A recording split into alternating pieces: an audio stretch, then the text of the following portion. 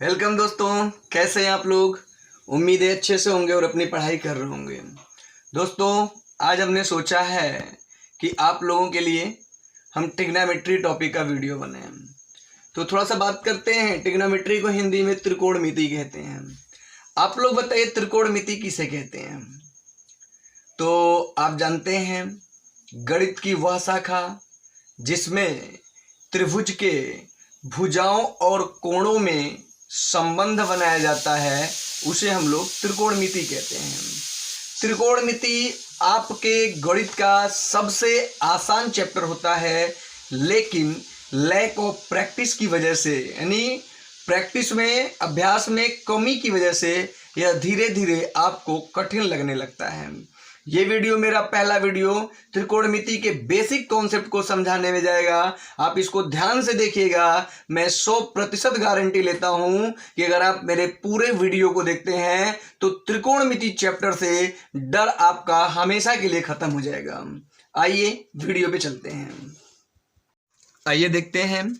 त्रिकोणमिति में आपको मुख्य रूप से इन 6 जो है त्रिकोणमितीय वाले वैल्यू को याद करना है।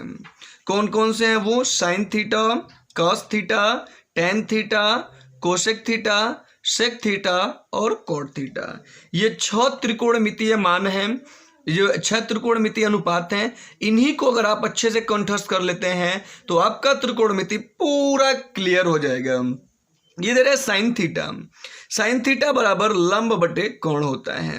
अब जैसे मान लीजिए, हमने पहले ही आपको बताया कि गणित की वह शाखा जिसमें त्रिभुज के भुजाओं और कोणों में संबंध बनाया जाता है वो हमारा त्रिकोणमिति कहलाता है। तो अब मान लीजिए हम 2 फिगर बना लेते हैं भैया। ये हो गया आपका P, ये यही रहता है, ABC ही रहता है, और ये हो गया आपका अल्फा मान लेते हैं। तो आपसे बोला है साइन थीटा बराबर लंब बटे कोण।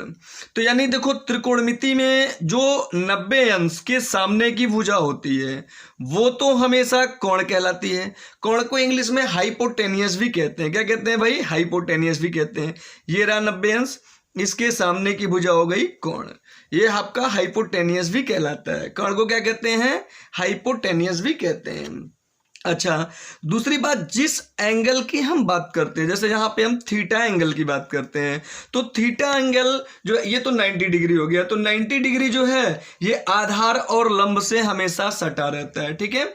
लेकिन जो और बाकी 2 एंगल हैं उसमें एक जो है साइड हमारा हमेशा कोण होता है और दूसरा साइड हमारा हमेशा आधार होता है। अगर हम फिगर 1 की बात करें तो ये तो कोण हो गया, तो ये मेरा आधार हो जाएगा, बेस हो जाएगा। आपका क्या हो जाएगा भाई? बेस हो जाएगा। और अगर मैं इस एंगल की बात करता हूं तो जब ये बेस होगा तो ये 100% आपका लंब हो जाएगा, जिसे आप परपेंडिकुलर भी कहते हैं। अगर हम फिगर 2 की बात करें तो फिगर 2 में तो आप जानते हो भैया, बी के सामने की जो भुजा है हमेशा बड़ी भुजा ही कोण हो जाएगी। अगर मैं इस एंगल की बात करूं, कौन से एंगल? अल्फा एंगल की, तो इससे भी 2 भुजाएं सटी हुई हैं, जिसमें से एक भुजा आपका कोण होगी और दूसरी भुजा वहीं आपका आधार हो जाएगी। क्या हो जाएगी बताइए? आधार हो जाएगी। आप अपने मन में ये डाउट तो बिल्कुल मत रखिएगा कि आधार मतलब जो नीचे वाली भुजा होती है, ऐसा कुछ नहीं होता है।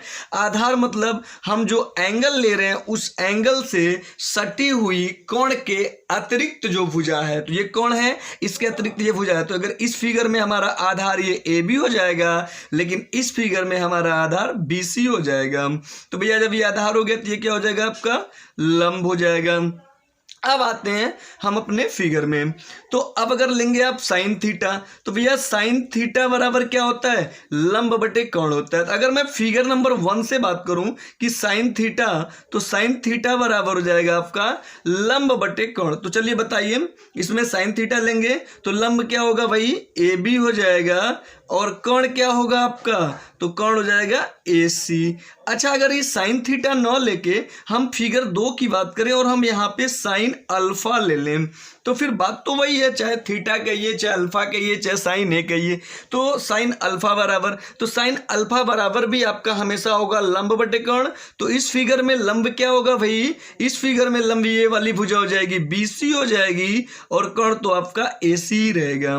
तो आपका लंब क्यों बदल रहा है, चूंकि आधार बदल जा रहा है। जब हम इस एंगल की बात करेंगे तो ये वाला एंगल हमारा ये आधार होगा, कौन, AB हमारा आधार हो जा रहा है। मेरी बात समझ में आ रही होगी आपको। आइए अब हम कॉस थीटा पे आते हैं। तो कॉस थीटा बराबर होता है आपका आधार बटे कोण। तो भैया अगर हम कॉस थीटा की बात करें तो आप देखेंगे ये हमारा थीटा हो गया, तो आधार क्या हो जाएगा भाई, BC हो जाएगा, और कोण क्या होगा आपका AB हो जाएगा। चलिए अब आप कॉस फाई की बात करें, कॉस अल्फा की बात करते हैं। जब कॉस अल्फा की बात करेंगे तो आप फिगर नंबर 2 में आ जाएंगे। तो फिर कॉस अल्फा बराबर क्या होगा, आधार बटे कोण। तो इस फिगर में बताइए आधार क्या होगा आपका, ये आधार नहीं होगा, इस फिगर में आधार क्या होगा AB, और कोण क्या हो जाएगा बताइए AC हो जाएगा। कोई डाउट तो नहीं है किसी को। चलिए भाई साइन कॉस हो गया। अब थोड़ा सा हम आते हैं टेन थीटा पे। तो भैया जब टेन थीटा आप लोगे, यहां से लेते हैं कि टेन थीटा, तो टेन थीटा बराबर क्या पढ़ा आपने, चलो बताओ टेन थीटा बराबर क्या पढ़ा है भाई, लंब बटे आधार। यानी फिगर नंबर 1 में अगर मैं रहता हूं तो फिगर नंबर 1 में टेन थीटा बराबर लंब क्या होगा। तो जब ये थीटा लोगे आप तो थीटा के साथ जो भुजा सटी हुई है, एक तो कोण हो गई, एक आधार हो गई, तो जो बची हुई वाली भुजा है ये हमारा लंब हो जाएगा। तो जब टेन थीटा लोगे तो लंब क्या होगा भाई, AB हो जाएगा, और आधार क्या होगा आपका BC हो जाएगा। अच्छा टेन थीटा हो गया।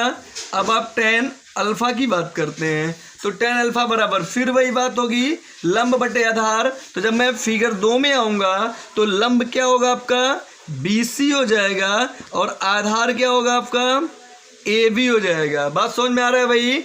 चलिए अब हम आते हैं भैया साइन कॉस टेन हो गया, साइन हो गया, साइन हाँ ठीक है, साइन थीटा हो गया, साइन अल्फा ठीक है। अच्छा तो अब हम लेते हैं थोड़ा सा कॉट थीटा। तो कॉट थीटा बराबर क्या होता है बताइए।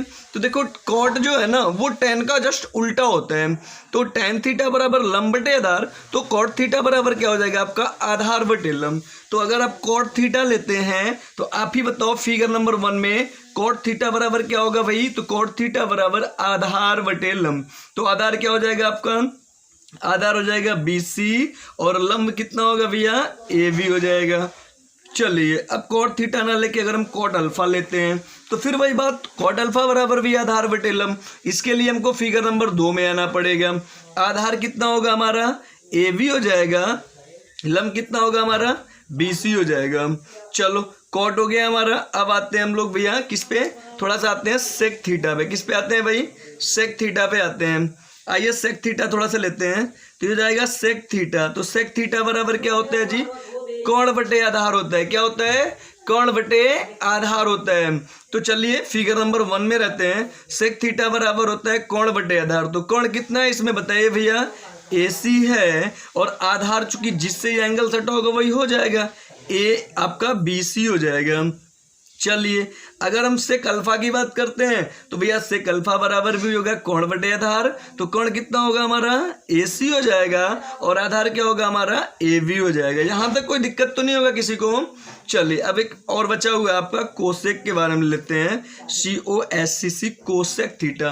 तो कोसेक थीटा बराबर क्या होता है भाई, कोण बटे लंब होता है। तो अगर मैं फिगर 1 की बात करता हूं तो कोसेक थीटा बराबर होता है आपका कोण बटे लंब। तो अब बताओ इसमें कोण क्या होगा भाई, AC हो जाएगा, और लंब क्या होगा आपका AB हो जाएगा।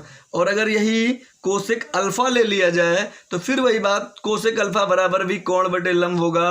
और हम दूसरे वाले फिगर में आ जाएंगे, और इसमें जब कोण की बात करेंगे तो कोण तो हमेशा बड़ी वाली भुजा होती है, और लंब क्या होगा भाई, चूंकि अल्फा लिए हैं तो इससे 2 साइड सटा हुआ है। तो ये वाला साइड तो आधार हो जाएगा, तो ये वाला साइड हमारा लंब हो जाएगा, यानी BC हो जाएगा।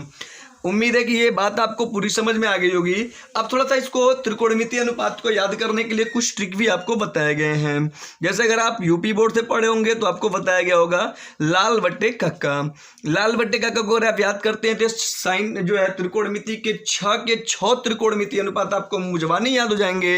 और यहाँ से आप अगर थोड़ा सा भी ध्यान देंगे तो आपको पूरा बेहतरीन तरीके से बात समझ में आएगी। एल फॉर लंब, के फॉर कोण और ए फॉर आधार। जैसे अगर मैं बात करूं साइन थीटा की तो एल बाई के हो जाएगा लंब बटे कोण। अब चूंकि साइन का जस्ट अपोजिट कोसेक होता है, जैसे साइन थीटा बराबर लंब बटे कोण तो कोसेक थीटा बराबर कोण बटे लंब, तो इसलिए साइन के जस्ट नीचे कोसेक वाला फॉर्मूला ले लेंगे। कोसेक थीटा बराबर, इसको थोड़ा सा पलट के अब देखेंगे कि कोण बटे लंब हो जाएगा। अच्छा चलिए, कॉस थीटा बराबर क्या होता है भाई, आधार बटे कोण होता है, तो कॉस का जस्ट अपोजिट आपका सेक हो जाएगा, तो सेक थीटा बराबर हो जाएगा कोण बटे आधार। देखिए यहाँ से कॉस थीटा, ये कॉस लिया मैंने और ये आधार बटे कोण हो गया है। तो जब कॉस थीटा आधार बटे कोण हो गया है तो भैया अगर सेक लेना है तो सेक थीटा बराबर क्या हो जाएगा, कोण बटे आधार हो जाएगा। तीसरे पे आपका tan आता है, तो tan थीटा बराबर, देखो ये tan थीटा बराबर क्या हो जाएगा भाई, लंब बटे आधार हो जाएगा, और tan का जस्ट अपोजिट आपका cot हो जाएगा, तो cot थीटा बराबर आधार बटे लंब हो जाएगा। तो tan थीटा बराबर लंब बटे आधार और cot थीटा बराबर आधार बटे लंब। अच्छा, यही बात जो थोड़ा इंग्लिश मीडियम वाले बच्चे उनको इस तरह से पढ़ाया गया होगा, PBP अपॉन HHB, यानी पंडित बद्री प्रसाद हर हर बटे पंडित बद्री प्रसाद हर हर बोल। अरे P से हो जाएगा परपेंडिकुलर, परपेंडिकुलर मतलब लंब होता है, B से हो जाएगा बेस, बेस मतलब आधार हो जाएगा, H फॉर हो जाएगा हाइपोटेनियस, हाइपोटेनियस मतलब आपका कोण हो जाएगा। तो उम्मीद है यहाँ तक तो आपको पूरी बात समझ में आ गई होगी। अगर ये बात आपको पूरी समझ में आ जाएगी तो आगे की सारी चीजें बहुत ही आसान है। और आप देखिए ध्यान से, आइए थोड़ा सा उन त्रिकोणमितीय अनुपातों के जो अभी मैंने आपको पढ़ाया था, साइन, कॉस, टैन, कॉट, सेक, कोसेक, उनके मान को भी कुछ याद करते हैं। आप मुख्य रूप से आपको साइन 0 से लेके 90 तक के ये वैल्यू याद करना है। अगर ये मान आपको याद रहेंगे तो बाकी जो भी मान होंगे उनको आप बड़े आराम से निकाल लेंगे। जैसे यहाँ लिखा हुआ है साइन 0, तो भैया साइन 0 का मान आपका 0 ही होता है। साइन 30 का मान आपका 1/2 हो जाएगा। देखिए मैं आपको बस एक वैल्यू अगर आप थोड़ा सा याद कर लीजिए तो बाकी सारे वैल्यू आपको बड़े आराम से याद हो जाएंगे। और ये याद नहीं करना है, साइन 45 का मान हो जाएगा आपका 1/2। ये तो आपको पहले से ही पता था। साइन 60 का मान बताइए भाई, बिल्कुल सही है, करणी में 3/2। आप देखेंगे जब जैसे जैसे आगे वीडियो बनता जाएगा वैसे वैसे मैं अच्छे अच्छे सवाल लाऊंगा, तो उन सारे सवालों को लगाते समय हमको ये सब मान की आवश्यकता पड़ेगी।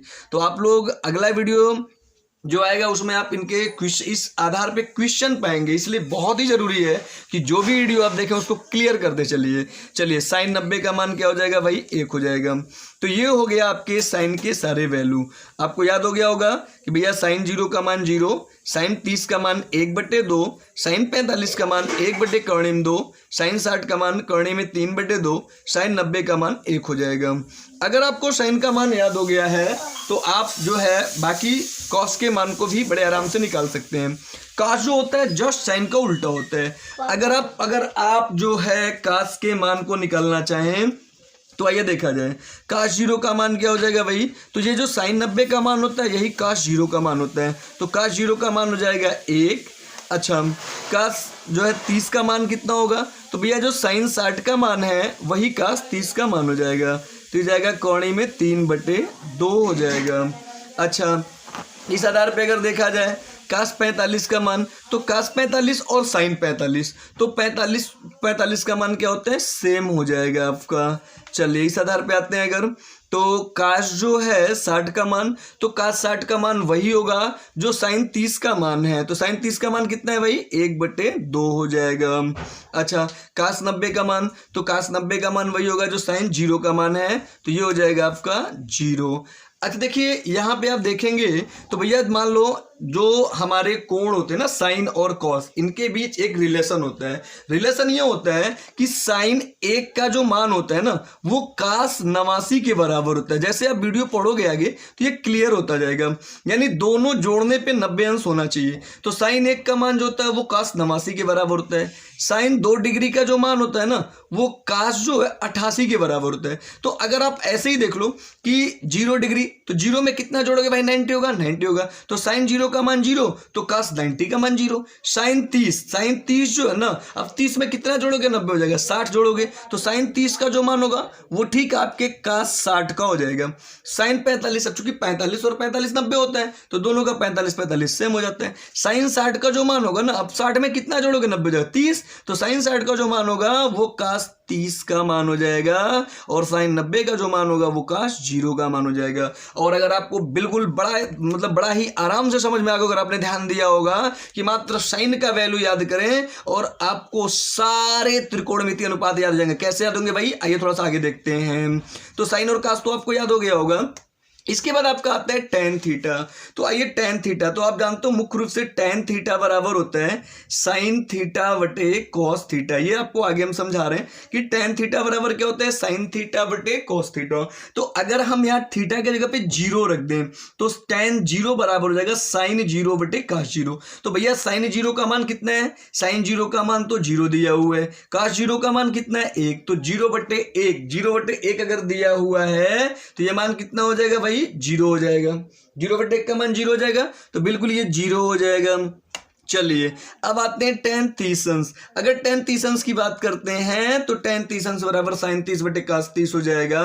तो साइन 30 मतलब 1/2 और cos 30 मतलब कर्णिम 3/2। तो ये कट जाएगा आपका और क्या हो जाएगा भैया, 1/कर्णी में 3 हो जाएगा। कोई डाउट तो नहीं है। चलो अब आते हैं टेन 45 पे। तो टेन 45 बराबर हो जाएगा भैया साइन 45 बटे cos 45। तो आप देखोगे साइन 45 का मान भी 1/2 है, cos 45 का भी है, तो दोनों कट जाएगा और ये क्या आ जाएगा आपका 1 हो जाएगा। चलिए अब आते हैं टेन, अगर हम लोग टेन 60 डिग्री का मान देखा जाए तो टेन 60 डिग्री बराबर साइन 60 डिग्री बटे cos 60 डिग्री। तो साइन 60 डिग्री का मान तो आपने देखा है कर्णिम 3/2 और cos 60 डिग्री का मान 1/2। ये कट जाएगा आपका, ये कट जाएगा अगर आपका, तो इस आधार पे हो जाएगा भैया कर्णी में 3 हो जाएगा। क्लियर है, अरे यहीं से देख लो ना, तो और 2 कट जाएगा। अब आते हैं टेन 90। टेन 90 मतलब साइन 90 और अपन cos 90। तो साइन 90 का मान तो 1 हो जाएगा, 1/0। ये बड़ा इंपॉर्टेंट जो है डाटा है। अगर 1/0 दिया हुआ है so that will be equal to infinite. बिल्कुल सही जवाब है, ये अनंत हो जाता है आपका। ठीक है, अब देखो दोस्तों, अब जैसे आपने साइन वाले और कॉस वाले में रिलेशन देखा था ना, पलट जाता है, वैसे ही टेन और कॉट भी आपस में पलट जाता है। तो चाहिए इसको भी देख ले जाए।